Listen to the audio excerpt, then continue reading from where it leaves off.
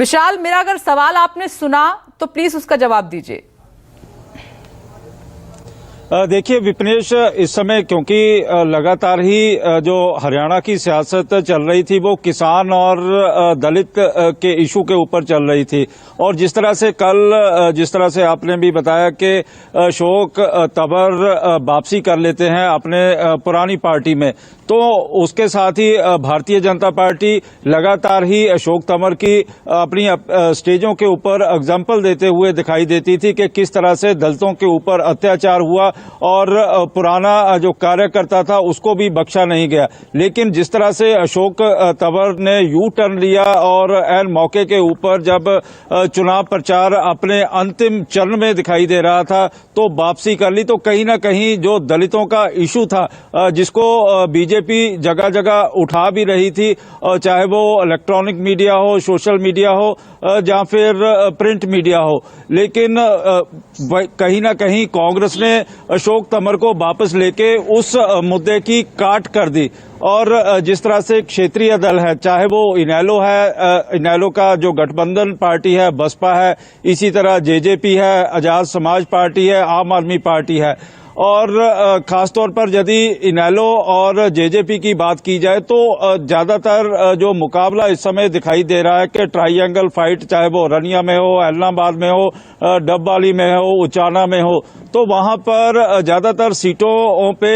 इनेलो ही दिखाई दे रही है तीसरे मुकाबले में। और कल जिस तरह से राहुल गांधी ने कहा कि जो छोटी छोटी पार्टियां हैं उनको आप वोट देके अपनी वोट खराब ना करो, तो इसी के साथ ही भूपेंद्र सिंह हुड्डा ने भी तंज कस दिया था कि किस तरह से बीजेपी की ABC टीम बनी हुई है, अलग अलग पार्टियां जो वोट काटने वाली पार्टियां,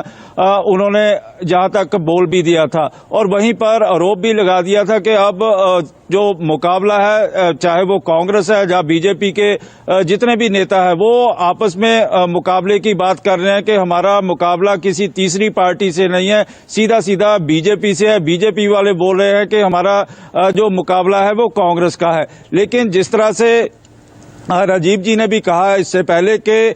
जो सीधा मुकाबला है 80 सीटों के करीब वो बीजेपी और कांग्रेस के बीच दिखाई दे रहा है। और वहीं पर जो जहां पर ट्राइंगल फाइट दिखाई देगी वो जींद का कुछ एरिया है वहां पर दिखाई देगी, इसी तरह हिसार में दिखाई दे रही है और सिरसा जिले में दिखाई दे रही है। लेकिन अब देखने वाली बात होगी कि जिस तरह से इम्तिहान की तैयारी की जा रही थी, कल सुबह 7 बजे से सारी ही राजनीतिक दलों का जो इम्तिहान है वो शुरू हो जाएगा और 8 तारीख को इम्तिहान का नतीजा आ जाएगा कि कहां पर ट्राइंगल फाइट हुई, कहां पर सीधा मुकाबला हुआ। लेकिन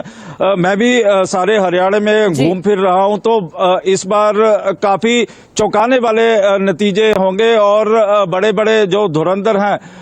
उनको लेके भी ये कहा जा रहा है कि बड़ा सवालिया निशान भी लगाया जा रहा है और चौंकाने वाले नतीजों की बात की जा रही है।